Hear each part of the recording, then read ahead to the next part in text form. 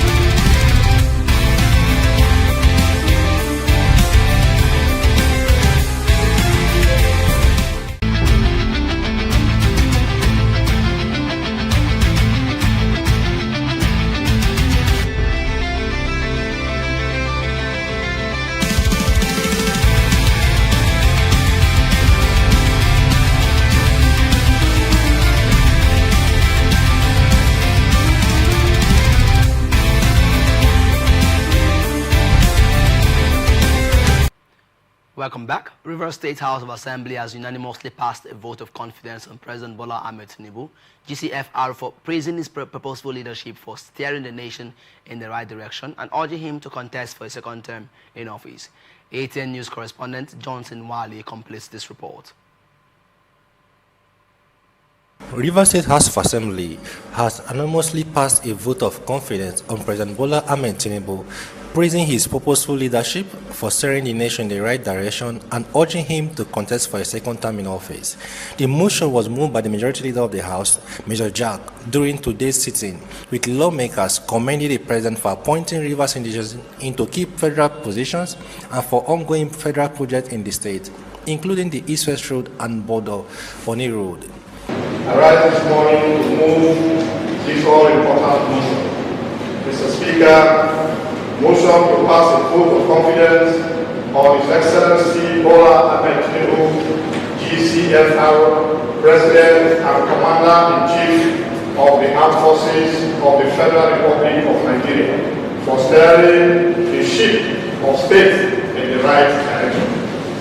Mr. Speaker, distinguished honorable members, whereas Rivers State is one of the 36 states of the Federal Republic of Nigeria, informed that the Constitution of the Federal Republic of Nigeria, 1999, as amended, empowers this House. The Assembly also applauded the President's economic reforms, saying they have increased funding for state and local government as well as his commitment to improving national security.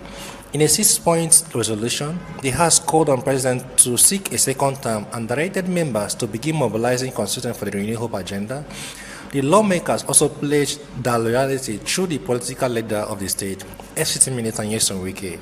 That is urging this House to call on Mr. President, having done so well for Nigeria and Rivers State, and have the power I represent, to call this House to urge the President and call on him to contest again, because somebody who is doing well, you can't change a winning team. It's only somebody who is not safe. It's only somebody who is not the right member of the society that will go ahead to change the winning team, especially when the team is winning, sir.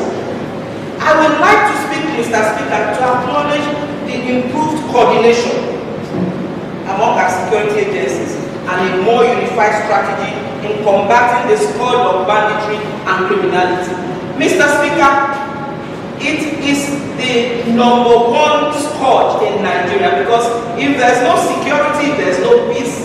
Farmers will not farm, students will not go to school, as we were seeing just recently, and some people will not even go to work.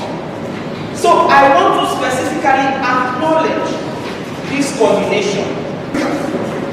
Look at this nation. No president has boldly said to the IG, withdraw all security from KIPs. No president has that courage. Mr. Bola Ahmed Tinubu, the president, courageously has said so to the IG. The president said, we bring everybody back to the park and take them to all the areas that are threatened, especially our borders.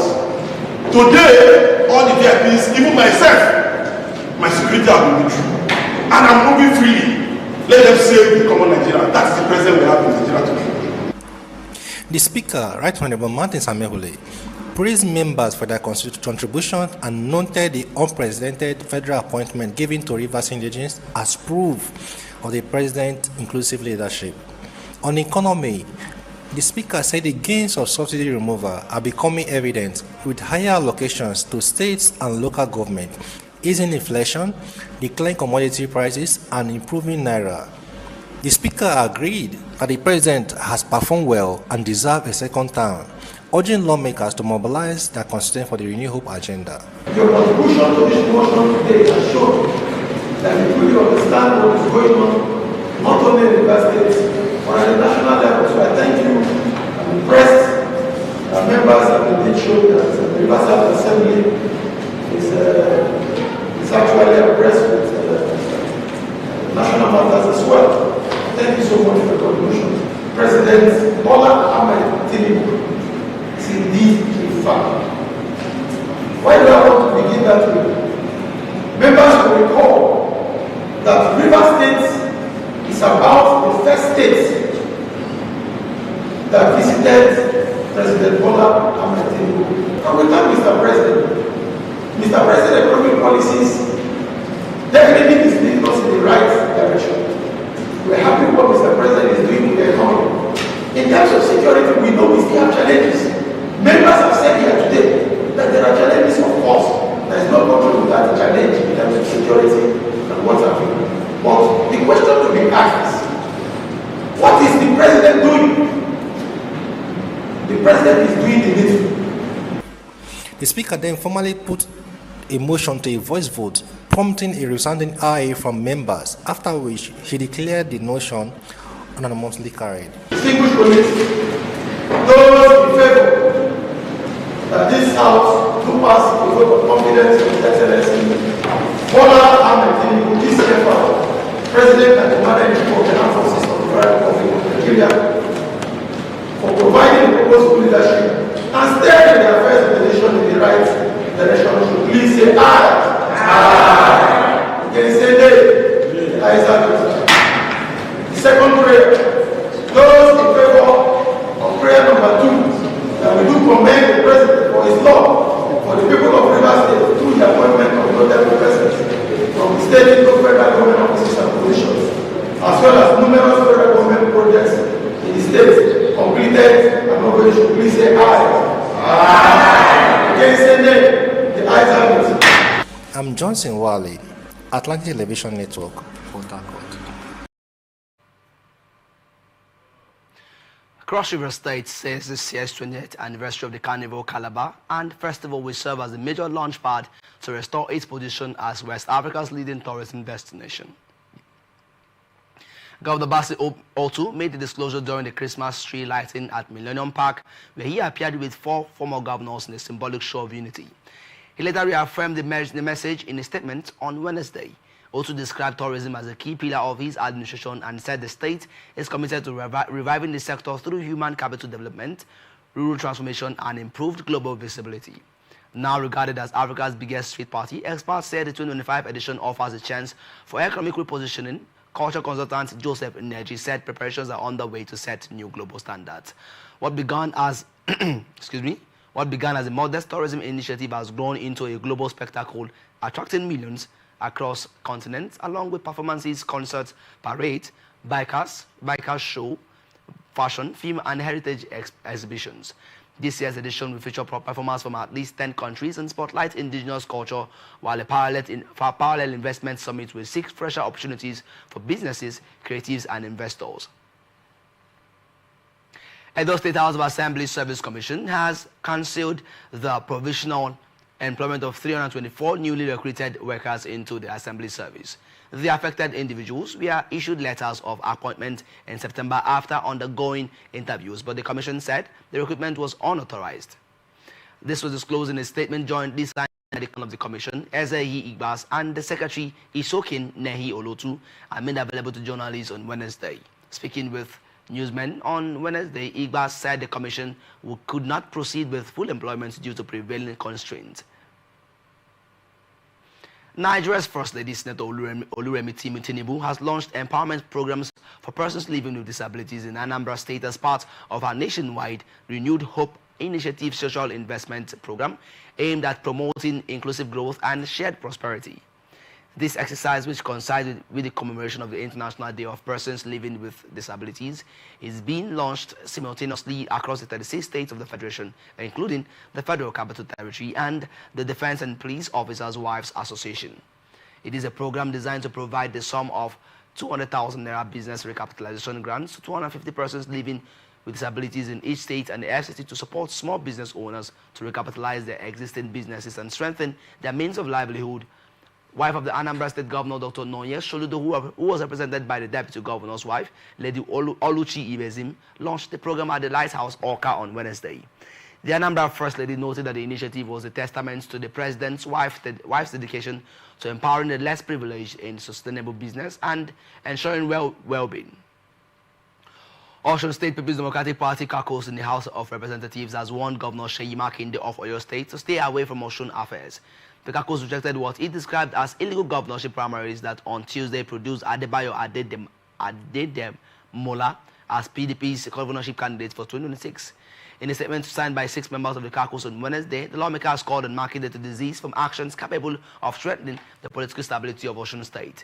Signed by Bamidele Salam, Modashiru Alani, Akani Ademola, Adewale Adebayo, Adetunji Olusoji, and Oladebo Omoleye, the statements condemned the purported primaries as being orchestrated with thugs and political jobbers allegedly imported from Ibadan, Oyo State. According to the caucus, this conduct portrays Makinde as a treacherous character whose desperation for regional political influence has pushed him into untoward conduct. They also chided Makinde for exporting impunity, recklessness, and sham to Osun State, even though Osun State already has a decent sitting governor who carries everyone along in major decision-making. The lawmakers pledged to uphold the 1999 Constitution as amended and cancelled that anyone interested in contesting the 2026 Osun State governorship election must play by the rules. They further urged the Independent National Electoral Commission to disregard the purported primary results and to align with the PDP Constitution and guidelines. Governor Dapo Abiodun of Ogun State on Wednesday presented a 1,693,997,983,125 Naira budget estimates to the State House of Assembly for scrutiny and approval. The plenary session was presided over by Speaker Right Honorable Olodasi Elemide, describing it as a budget of sustainable legacy. Governor Abiodun said the proposal comes at a time when the state is experiencing improved economic growth, investor confidence, and inclusive development. He emphasized that the 2026 appropriation bill is designed as a financial plan to consolidate the legacies of the administration over the past 6 years. Governor Abiodun urged lawmakers to expedite consideration and approval of the budget. This year's budget estimate is significantly higher than the outgoing year appropriation bill, which stood at 1,054,542,020,147 Naira 47 kobo, which was presented before the 26 member state lawmakers on Wednesday, December 4, 2024.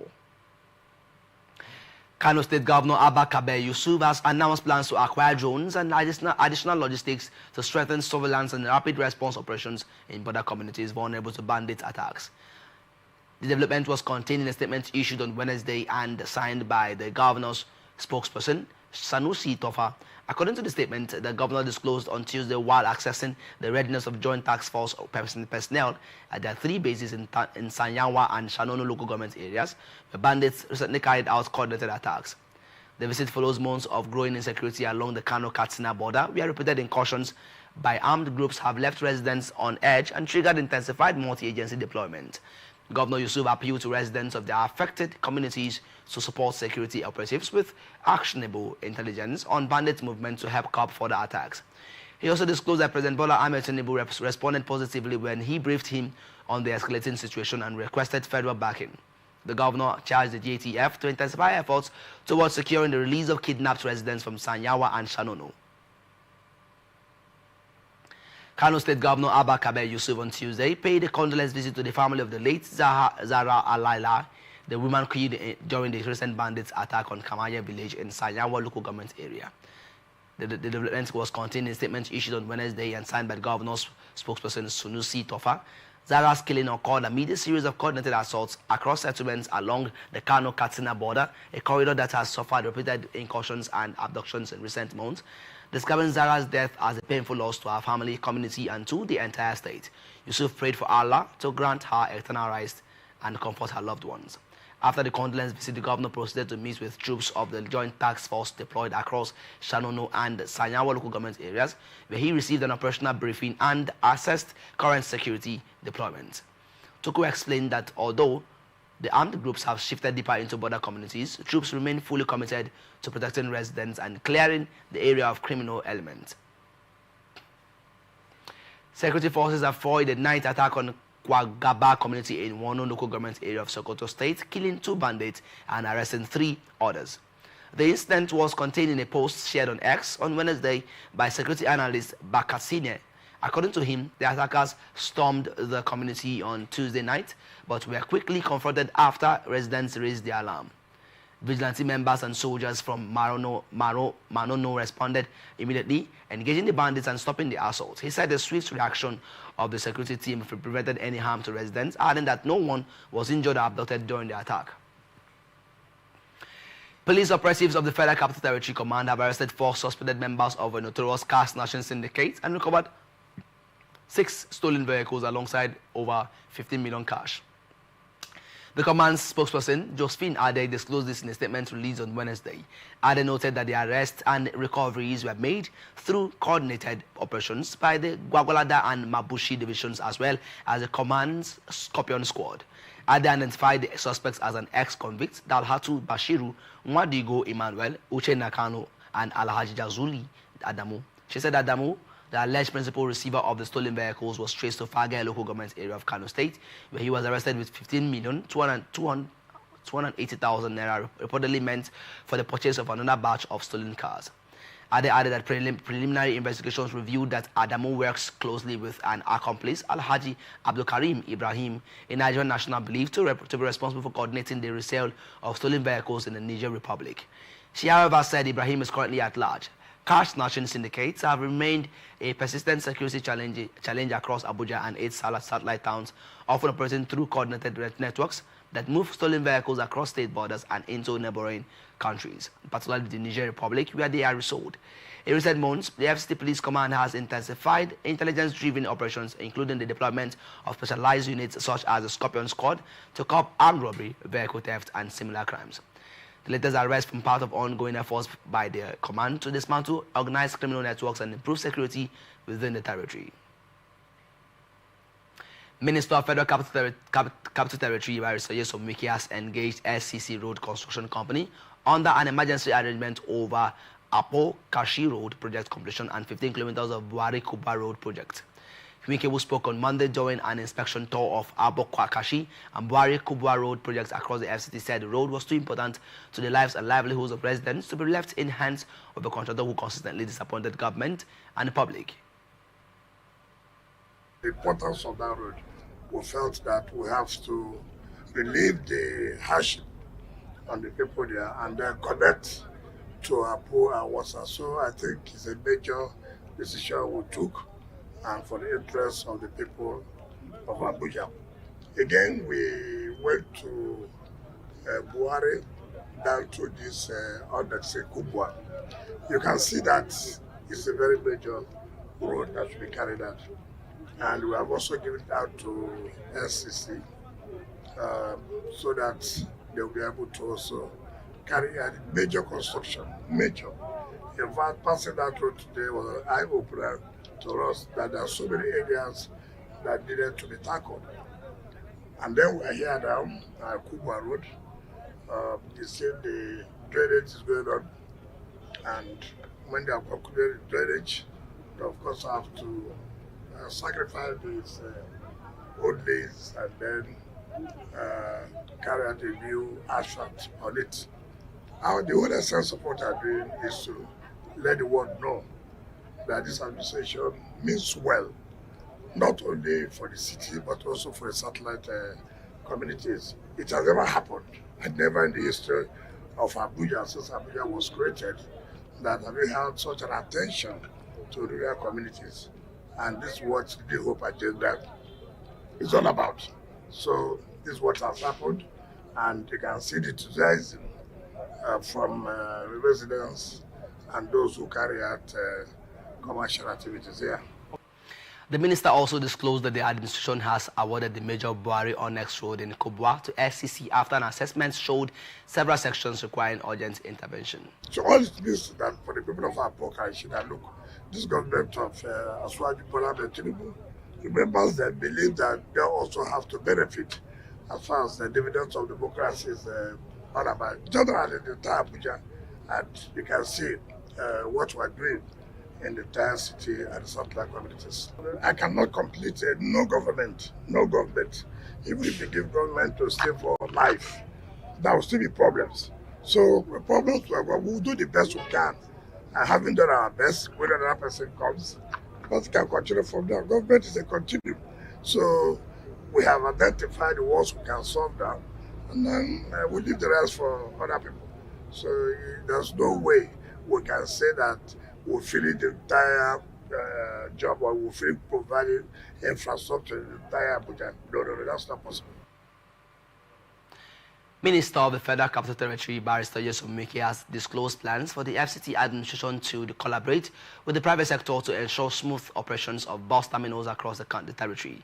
Barrister Miki made the announcement while briefing journalists after expecting ongoing transport infrastructure projects in Abuja City Centre and area councils. He explained that the initiative aims to provide taxis painted in Abuja colours, with the government initially operating its own fleet to eliminate the one-chance syndrome by making vehicles easily identifiable. And with the quality of job, if you check that, it looks a bit different from the other bus terminals that are commissioned at Mabuchi and Kubo, and the contractor is bent on finishing before the end of the year. I believe by that time the vehicles were procured for the takeoff of those terminals would have also arrived. So one is very happy with the construction of the bus terminal. We are partnering with private individuals, but for now, government have to put in their own contribution so that we can start up the management, the operation of those bus terminals. And all we painted in Abuja color. That again will try to eliminate the one chance syndrome, so that you don't have to the vehicle that you can identify. So that's one of them. So private people are also going to be part of it, but it's our own contribution before that starts. During his inspection of the 15-kilometer Pai Gomani Road, Miki expressed strong dissatisfaction over the slow pace of work. The road, which connects remote communities in Kwale Area Council to the Abuja-Lokoja Expressway, was awarded before the A2 to Pai section of the same length, which has already been completed and commissioned. Miki frowned at the contractor's delay and non-performance. Frankly speaking, I'm not too impressed, because that road was awarded before the A2 to Pai, and we have commissioned that. Well, from what I've observed, it appears there's no much communication between the secretary development and the contractor. There appears to be issues of variation, and I'm not too comfortable with that. And so when we go back, we'll look at it, and those who don't do what they're supposed to do will have to be sanctioned, because if people believe that you can go ahead without certain approval, I don't have the power to give that kind of approval when it comes to that kind of amount of the body. Now when from Gomana to Yanguchi, which is about 13 kilometers, the work is given to Zebrazit that constructed A2 to Pai. confidence with the kind of equipment that they have. I believe, like they've said there, God willing, it will be part of the inauguration of the 30th anniversary of Mr. President.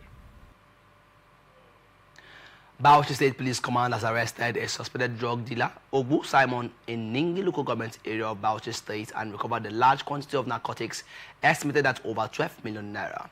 It was gathered that the arrest followed intelligence from a concerned citizen about suspicious activity at a shop owned by Simon, who allegedly supplies drugs from Onitsha, Anambra State to Ningi and neighboring areas. A statement by the spokesman of the Bauchi Police Command, CSP Mohammed Wakil, detailed that during a raid on November 26, detectives led by the Divisional Police Officer of Ningi, CSP Surajo Ibrahim Berenin Kudu, recovered 17,500 sachets of tramadol and 487 packs of diazepam, commonly called Yellow Voice. The Operation Restore Peace team, led by CSP Abdurazak Fada, later apprehended the suspects who confessed to supplying drugs to multiple markets within and outside Ningi. The seized narcotics, valued at approximately 12.2 million naira, along with the suspects, will be handed over to the National Drug Law Enforcement Agency, Bauchi, for further investigation and prosecution. Commissioner of Police CSP Sani Omolori Aliyu reiterated his commitment to fighting drug crimes, urging the public to cooperate with law enforcement to curb criminal activities. Independent National Electoral Commissioner said the physical in-person continuous voter registration exercise in the 17 local government areas of Yobe will end on December 10. Alhaji Ibrahim Abdullahi, State INEC Resident Electoral Commissioner, made this known in a statement in Damaturu on Wednesday. He said the display of the preliminary register of voters for claims and objections would last for 7 days, from December 15 to December 21. Abdullahi said the claims and objections would enable registrants to correct errors in their biodata, including names, words, and national identification numbers. He added that the Commission set aside December 21 for handling complaints arising from the claims and objections. The REC, however, said the second phase of the continuous in-person voter registration would begin on January 5, 2026. He recalled that continuous voter registration began on August 18 with online registration 1 week before the commencement of in-person registration on August 25.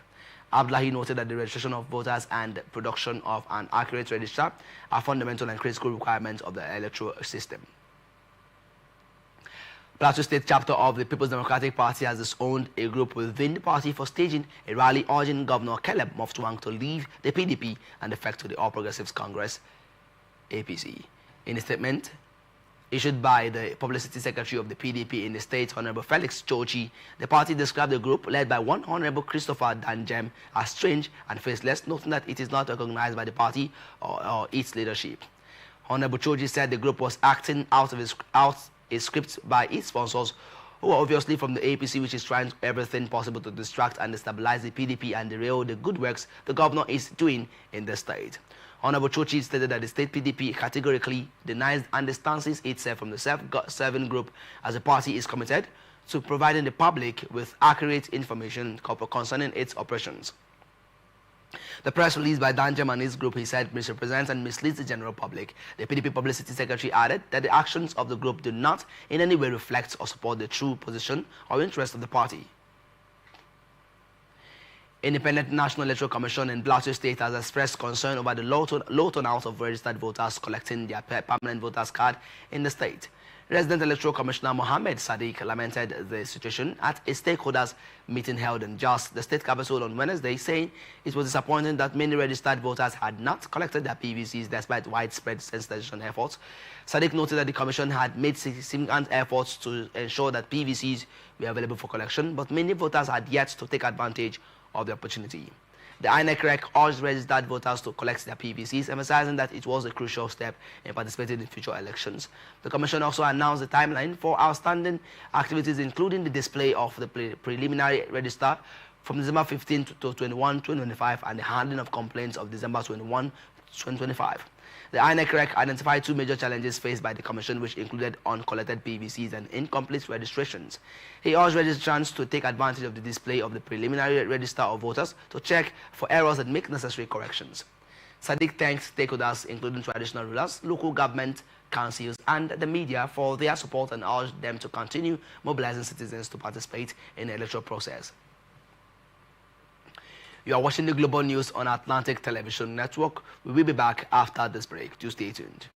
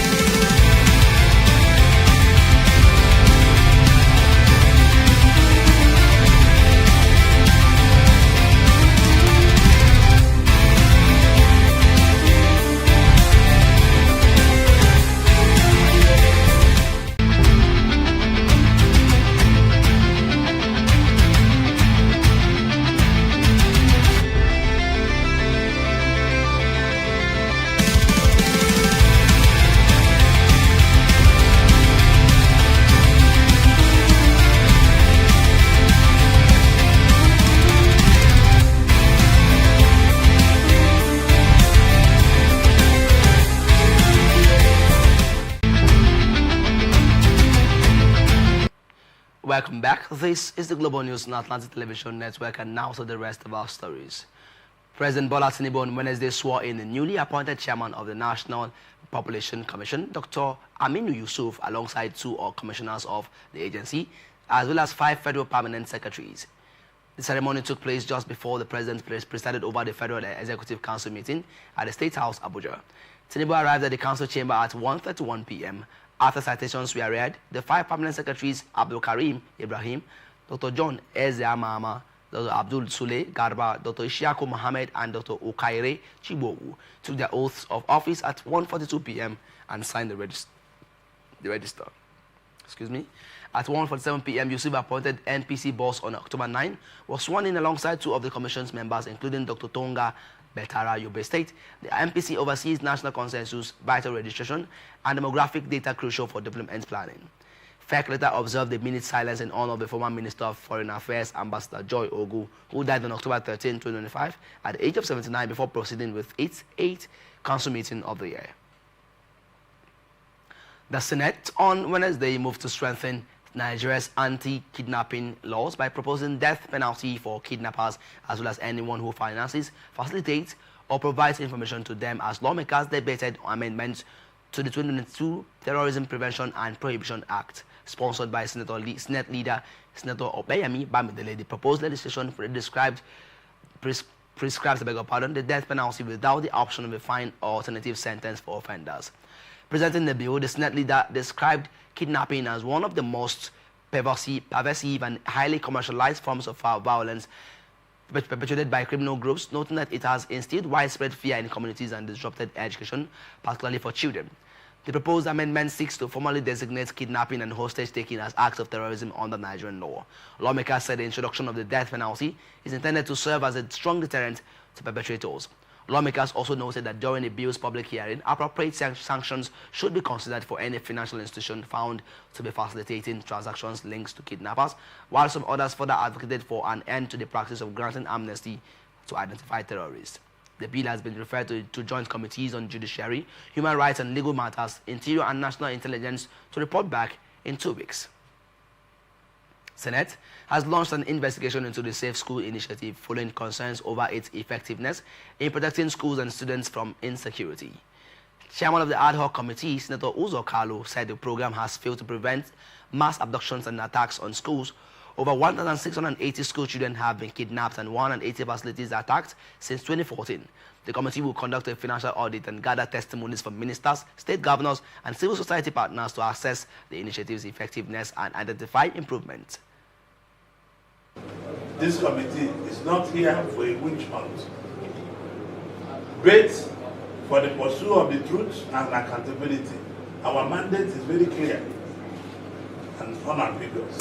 Financial audit to conduct a comprehensive investigation into utilization of all funds, domestic and internationally, allocated, budgeted, or spent on schools initiative from inception to date. We must track every naira and every dollar. Implementation review to assess the operational effectiveness and impact of the implemented SS strategies, including the deployment of security personnel, the establishment of early warning system, and the quality of physical infrastructure upgrades.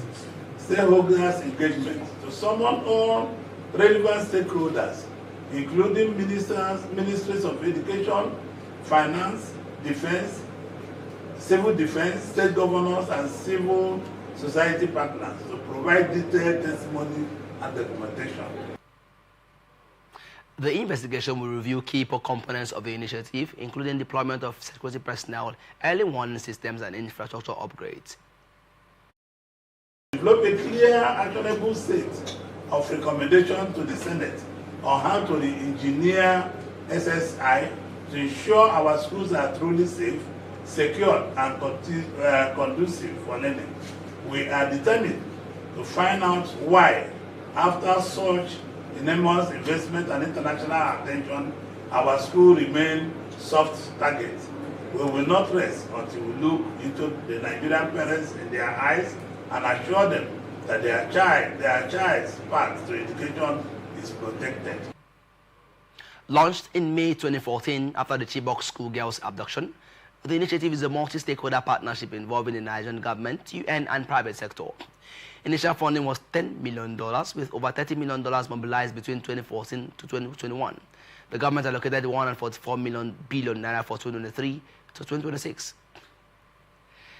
Designated Defense Minister General Christopher Musa retired as pledged unwavering dedication to Nigeria's national security and border protection as he assumes the role of Minister of Defense. During the screening before the National Assembly, Musa faced rigorous questioning from lawmakers over the nation's security challenges.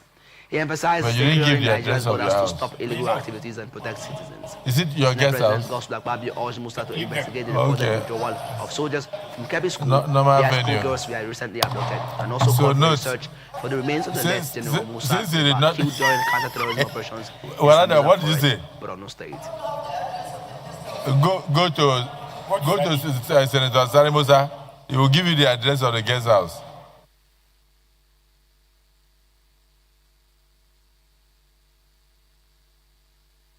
Distinguished colleagues, the Senate, the Committee of the Whole, considered the request of Mr. President, Commander-in-Chief of the Armed Forces for the confirmation of General Christopher Musa for appointment as a Minister of the Government of the Federal Republic of Nigeria.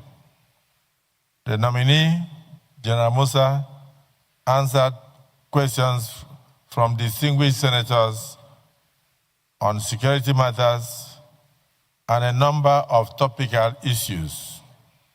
And thereafter, the Committee of the Whole approved the nomination of General Christopher Musa as a Minister of the Government of the Federal Republic of Nigeria. Is this a true reflection of what transpired in the Committee of the Whole?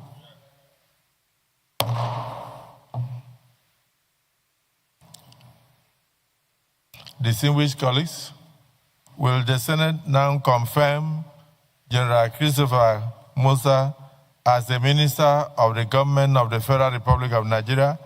Those in favor say aye. Those against say nay. The ayes have it. The nomination of General Christopher Musa is hereby confirmed as a Minister of the Government of the Federal Republic of Nigeria.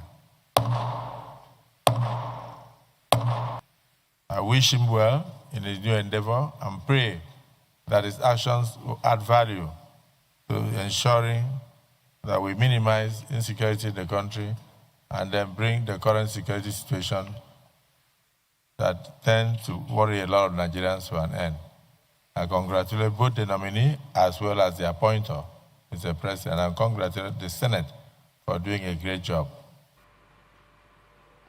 Responding, General Musa described the ongoing insecurity as unfortunate and expressed deep regret. He highlighted the need to strengthen the Safe School initiative, noting that many schools remain vulnerable. The issue of kidnapping of students is very unfortunate. But I think since last year, the Safe School initiative was carried out. I think we need to look at it critically and make sure that it is holistic in its approach. Now, we must build the resilience of our communities because crime is localized. We're able to build the capacity of the locals themselves to be the first responder, because when they come, since security agencies cannot be everywhere, it's good we build them. Our schools must be secured. You see, most of the schools that have been built, you go and visit them, no perimeter fence, they are left exposed. Information conveyance, again, has been an issue. Before these informations are relayed, the use of technology.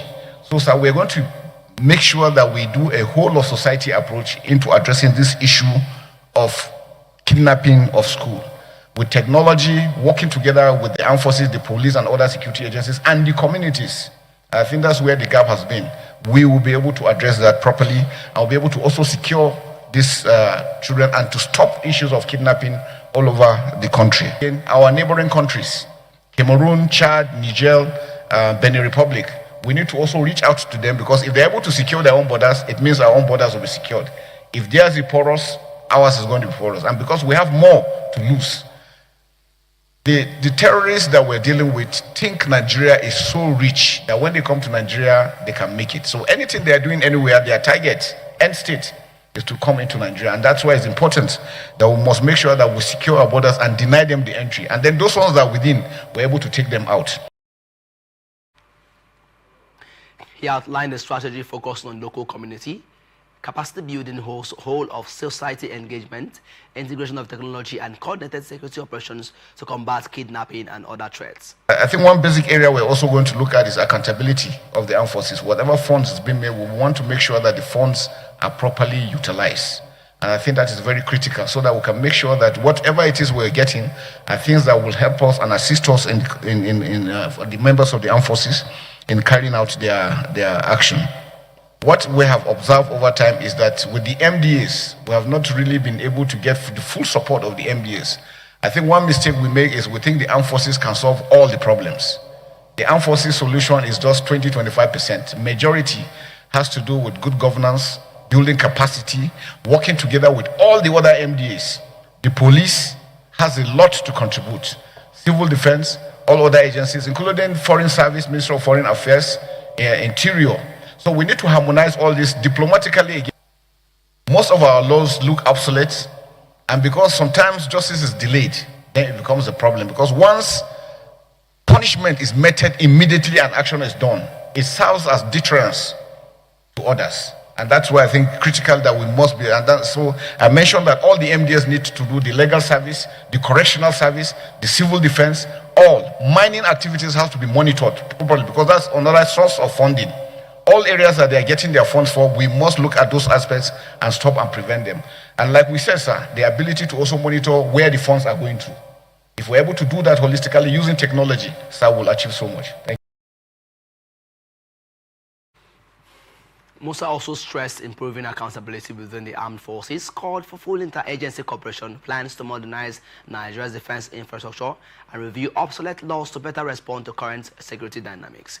After hours of screening, lawmakers unanimously confirmed General Christopher Musa as Nigeria's new Minister of Defense.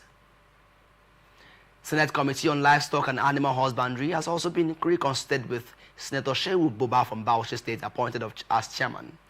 His new assignment comes after he was removed last week as chairman of the Senate Committee on National Security and Intelligence, while Senator Mustapha Musa from Yobe State has been named the new chairman of the Committee on National Planning. In addition, the Senate Committee on Air Force will now be led by the Minority Whip, Senator Osita Ungu from Enugu State, who assumes the role of acting chairman. Before this appointment, Senator Ungu served as the deputy chairman of the committee, which was previously chaired by Senator Godiya Akwashiki, who is currently indisposed. Senator Yahaya Abdullahi of Kebbi State has been named chairman of the Senate Committee on National Security and Intelligence. He moves from his previous role as chairman of the Committee on National Planning. Additionally, changes were made to the Senate Committee on Air Force. Senate Minority Whip, Senator Osita Ungu of Enugu State, has assumed the role of acting chairman. On selection, met, and the new chairman of the Senate Committee on Livestock and Animal Husbandry is the distinguished Senator Shehu Boba, and the committee chairman on National Intelligence and National Security is the distinguished Senator Abdullahi Yeah. CON. Then we have acting chairman on Committee on Air Force, the Distinguished Senator Osetangu. Then the committee chairman on national planning will be Distinguished Senator Mustafa.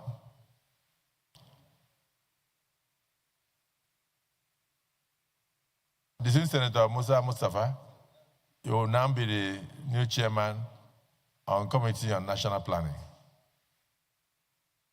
I will give you the composition of your members with the vice tomorrow.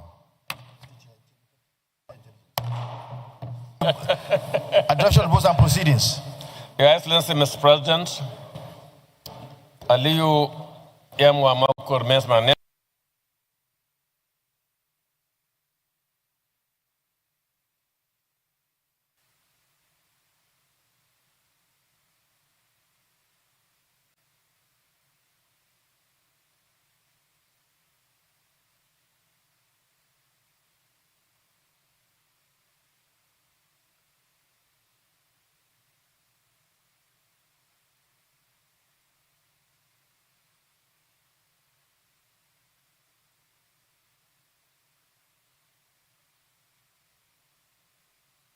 Will you please second the motion?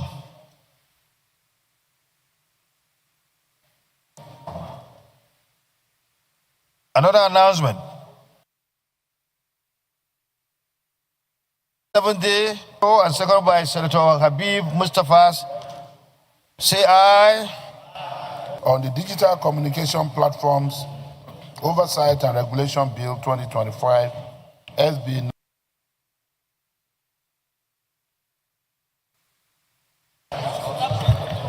Chairman Banking, take your seat. Chairman Banking. Chairman Power, take your seat. Bill 2025, SB 971, first reading.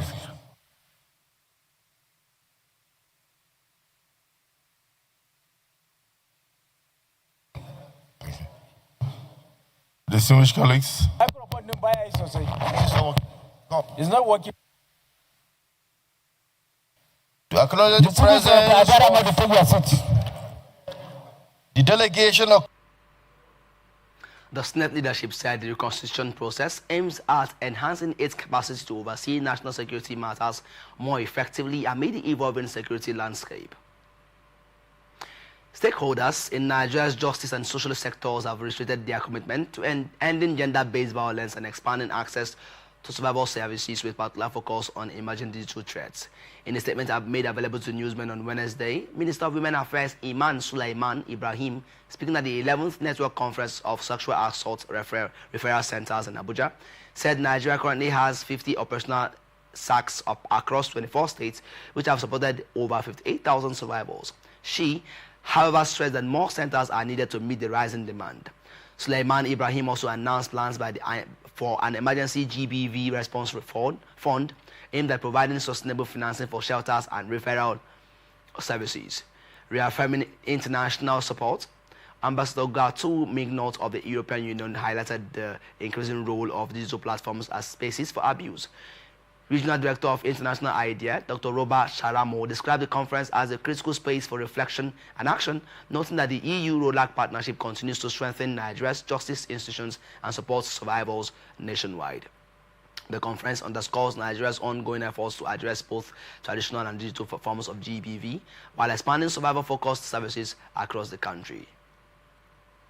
National Security Advisor Nuhu Ribadu says Nigeria has begun to receive international support in its fight against insurgents and terrorists waging war against the country.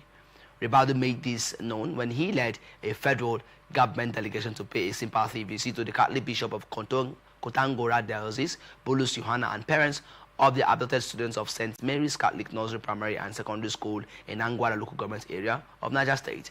The NSA, who said Nigeria would overcome the insurgents, named some of the countries lending support to Nigeria to include the United States of America, France, and Britain. According to him, President Bola Tinubu was distressed and disturbed by the kidnap of the children and some of their teachers, resulting in his stopping some of his official engagements to attend to the program.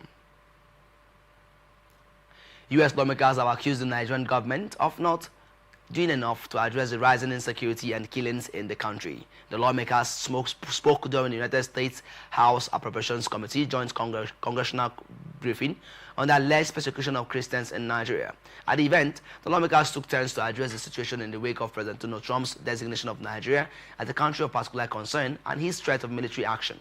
According to the chairman of the House Foreign Affairs Africa Subcommittee, the U.S. will hold the Nigerian government to account over the killings. Reps Brian Mast echoed a similar sentiment, backing President Donald Trump's decision to redesignate Nigeria as a country of particular concern. He said the U.S. must demand that the Nigerian government disarm these militias, return displaced families to their homes, and bring the perpetrators to justice. At the event, Riley Moore, the House Appropriations Legislative Branch Subcommittee Vice Chair and leading religious liberty advocate, doubled down on his allegation of persecution of Christians in Nigeria. Former Minister of Defense Mohammed Badaru Abubakar has dismissed a viral publication claiming he resigned from office because he could not stand and watch the U.S. and Tinubu government bombing our brothers in the forest.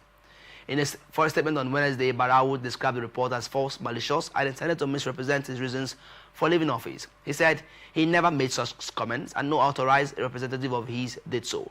According to him, the publication aimed to tarnish his reputation, create friction between him and President Bola Tinubu, and generate unnecessary controversy. Badaru stated that the reasons for his resignation were formally communicated to the president and had already been made public through official channels. He reaffirmed his commitment to Nigeria's peace and stability and said he continues to support the All Progressives Congress (APC) ahead of the 2027 general elections. The former minister urged the public to disregard the publication, describing it as the work of mischief makers. National Universities Commission says it has received €3 million as the first tranche of the $40 million loan secured from the French Development Agency to support information, communication and technology projects in 10 selected universities across the country. Executive Secretary of the Commission Abdullahi Ribadu announced this during the inaugural meeting of the 13th NUC Board on Wednesday at the Commission's headquarters in Abuja. Ribadu noted that since he assumed office about a year ago, the Commission has pushed forward initiatives centered on research, entrepreneurship, digital transformation, and skills development across Nigerian universities. Ribadu assured the board of the Commission's full cooperation, saying the management stands ready to draw from the members' expertise. On his part, Chairman of the 13th NUC Board Emeritus Professor Oluremi Aina thanked President Bola Tinubu for his sustained support for the university sector. He said the board is assuming its mandate at a time of frustration for higher education with global standards rising and expectations increasing. Aina outlined 5 central pillars that will guide the board's work, covering performance, evaluation, improved university rankings, digital literacy, research, and institutional reforms. Ruling All Progressives Congress has officially announced meetings of its National Caucus and National Executive Committee, scheduled to hold on Monday, 15th December 2025 and Tuesday, 16th December 2025, respectively. Both meetings are set to take place at the Banquet Hall Presidential Villa, Abuja, FCT. This is according to an official notice signed by the APC National Secretary, Senator Ajibola Bashiru, shared on the party website on Wednesday. The National Caucus meeting will convene on Monday, 15th December 2025 at 6 p.m. The National Caucus is one of the organs of the party under Article 11 of the APC Constitution. The caucus will bring together key party stakeholders, including the National Chairman, Deputy National Chairman, North and South, National Secretary, Deputy National Secretary, National Legal Advisor. And now some business news. Central Bank of Nigeria has announced a comprehensive revision of cash-related policies, introducing new nationwide withdrawal limits and scrapping the cumulative deposit cap for bank customers. In a circular signed by the Director of Financial Policy and Regulation Department, Dr. Rita I.C.K. on December 2nd, 2025, the Apex Bank said the policy overhaul was necessary to reduce the rising cost of cash management, strengthen security around cash movement, and curb money laundering risks in an economy still heavily reliant on fiscal currency. According to the Apex Bank, earlier cash policies were introduced to manage changing economic conditions. It noted that the time had come to adjust those rules to meet current realities. The CBN said the cumulative cash deposit limit has been fully removed, and banks will no longer charge customers fees for deposits exceeding previously set thresholds. The move is expected to encourage more deposits and expand liquidity within the financial system. Under the revised framework, individuals are limited to a cumulative weekly withdrawal of 500,000 naira across all channels, including ATMs, POS terminals, and over-the-counter transactions. At the same time, corporate account holders may withdraw up to 5 million naira per week. Federal Executive Council has approved the 2026 to 2028 medium-term expenditure framework and fiscal strategy paper fixing a conservative oil price benchmark of $64.85 per barrel and a budget exchange rate of 1,512 naira to a dollar for 2026. Briefing State House correspondents after the council's meeting in Abuja on Wednesday, the Minister of Budget and Economic Planning, Atiku Bagudu, said the framework, drawn with inputs from MDAs, the private sector, civil society, and development partners, will be transmitted to the National Assembly on Monday, December 8 at the latest. Bagudu said the MTEF proposed 2 oil production targets split between an ambitious 2.6 million barrels per day and a lower 1.80 million barrels per day used for budgeting.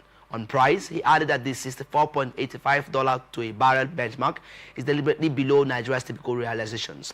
Bagudu noted that the 2026 macro assumptions also include a growth rate projection of 4.68% and a budget exchange rate of 1,512 naira to a dollar. He noted, given that 2026 is a pre-election year, there is a lot of election activity spending that can typically affect the exchange rate. According to the minister, gross federation revenue is estimated at 50.74 trillion naira for 2026 to be shared as follows: federal government 22.60 trillion naira, state 16.30 trillion naira, and local government 11.85 trillion naira. You are still watching the news on Atlantic Television Network. Up next is international tidbits. The United States Department of State on Wednesday announced new measures aimed at addressing violence against Christians in Nigeria and other countries. The policy targets radical Islamic terrorists, Fulani militias, and other groups responsible for attacks on religious communities. Secretary of State Marco Rubio said the U.S. is taking decisive action in response to the mass killings and assaults carried out by these groups. Under a new policy guided by Section 212A3C of the Immigration and Nationality Act, the State Department can restrict visas for individuals who have directed, authorized, single-handedly supported, participated in, or carried out violations of religious freedom, including extending those restrictions to their immediate family members. Rubio emphasized that the measures could apply to Nigeria and any other governments or individuals engaged in violations of religious freedom. The announcement follows a briefing by U.S. House Republicans on Tuesday, convened at President Donald Trump's direction to examine rising religious violence in Nigeria. The session, led by House Appropriations Vice Chair Mario Diaz-Balart, included members of the House Appropriations and Foreign Affairs Committees, along with religious freedom experts. President Bola Tinubu recently approved Nigeria's delegation to the new U.S.-Nigeria Joint Working Group formed to implement security agreements from high-level talks in Washington led by National Security Advisor Nuhu Ribadu. The measures come amid growing concerns over terrorism, banditry, and targeted attacks on Christians in Nigeria. U.S. government has halted immigration applications for citizens from 19 countries, including Afghanistan, Yemen, and Haiti.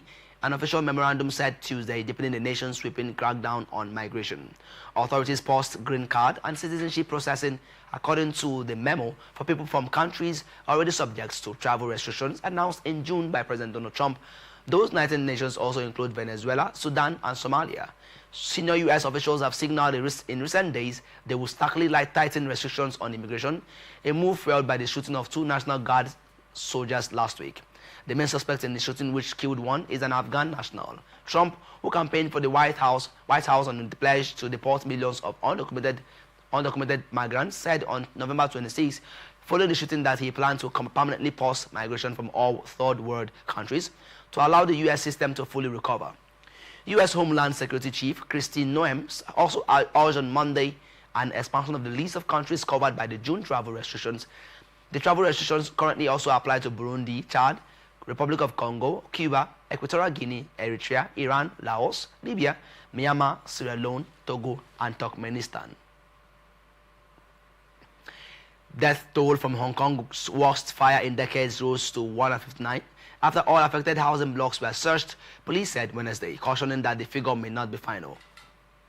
The blaze last week engulfed Wang Fok Court in the city's northern Tai Po district, becoming the world's 3rd residential building fire since 1980.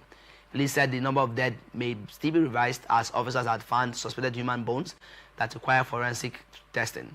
Mourners continued to stream to a small park near the child buildings on Wednesday, placing hundreds of bouquets and notes of remembrance for their victims, the youngest of whom was a 1-year-old baby and oldest 97. Sections of the park were decorated with lines of colorful origami cranes, and volunteers handed out paper and pens. Residents of the sole unaffected tower were allowed to return home briefly on Wednesday to retrieve belongings. Authorities earlier said the blaze on the estate, which was undergoing major renovations, was likely made worse by the use of netting that did not meet fire resistance standards. Flames quickly covered the surfaces of the apartment blocks, which were wrapped with bamboo scaffolding, protective netting, and foam boards. Here now is ATN Sports News. FIFA has confirmed that top African stars, including Mohamed Salah, Brian Mbeumo, and Achraf Hakimi, will now be available to their clubs for an additional week before reporting for Africa Cup of Nations duty. The players will join their national teams on December 15 instead of the earlier date of December 8. The adjustments offer some relief to major European clubs such as Liverpool, Manchester United, and Paris Saint-Germain, who we are preparing to lose key players for up to 7 or 8 domestic matches during one of the busiest periods of the season. AFCON, set to take place in Morocco, will run from December 21 to January 18, potentially sidelining players for as long as 5 weeks. According to FIFA, the revised release date followed the fruitful consultations with key football stakeholders, with the Confederation of African Football (CAF) showing a spirit of solidarity to ease the pressure on clubs during the packed winter schedule. Before the rule changed, several teams faced major squad disruptions. English Premier League sides like Sunderland and Wolverhampton Wanderers were among the most affected, with Sunderland potentially losing up to 7 players and Wolves facing the absence of 5. Samuel Chukwueze has said Fulham deserved more from their disappointing loss to Manchester City. Fulham lost 5-4 to Pep Guardiola's side in a thrilling Premier League encounter at Craven Cottage on Tuesday night. The Whites trade 5 points at the point 5-1 at the points in the game, but scored 3 goals to ensure a nervy end to the game. Chukwueze rose from the bench to score twice. For Marco Silva's men, the hosts created more chances to earn at least a point from the game, but were unfortunate to go home empty-handed. I beg your pardon. And now to some entertainment news. Nigerian music icon Innocent Idibia, popularly known as Two-Face, has spoken publicly for the first time since the controversy involving him and his wife and Edo State lawmaker Natasha Osawaru began trending online. In a short message shared on his Instagram story on Wednesday, the singer wrote, "Help me." This is coming a few hours after his brother Hyacinth Idibia raised concern in an Instagram post in which he paired his message with lyrics from one of Two-Face's songs. The development follows weeks of public drama between Two-Face and Osawaru. The tension reportedly began in the United Kingdom, where the couple had a heated exchange that allegedly led to police intervention and the singer's brief arrest. The issue resurfaced during an Instagram live session with broadcaster Daddy Freeze. We are seen arguing on camera. The incidents have fueled speculation about a possible crisis in the marriage, with fans expressing worry about the singer's well-being. Nollywood actress Nkechi Blessing Sunday has opened up on some of the challenges she encountered at the beginning of her career. Featuring a recent podcast, the movie star revealed that the major challenge she faced was outlandish scripts. She recalled that she was given a script to sleep with a dog, but she rejected it because she felt it would create a negative impact on her image if she accepts it as her first role in Nollywood.